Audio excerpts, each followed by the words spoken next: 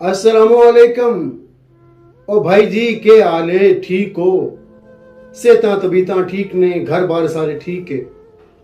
ओ भाई जी एक छोटी जी अर्ज है भाई जी, जड़े लोग डंकी ला के, असी भी डंकी ला के आए सी भाई जी, जड़े लोग डंकी ला के आंदे ने वीडियो जरूर वेखे।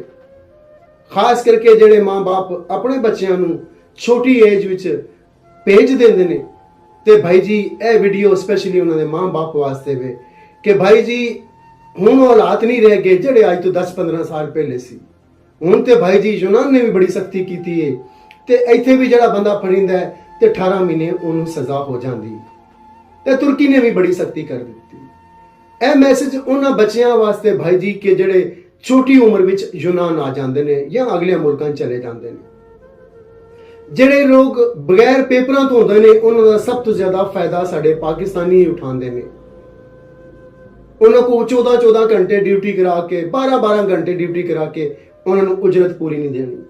भाई जी अक्सरियत छोटे बच्चों की पाकिस्तान तो इत्थे आके गलत कामां ते लग जाती और उन्हां दा एंड की हुंदा है, वो बच्चे जो छोटी एज च आंदे ने लेकिन वो पुलिस के रिकॉर्ड विच आज दे दिंदे ने, वो गलत काम करते हैं, पुलिस के रिकॉर्ड विच भाई जी आ जाते हैं, मगर पुलिस उन्होंने डक नहीं सकती कि उन्होंने उम्र छोटी होगी।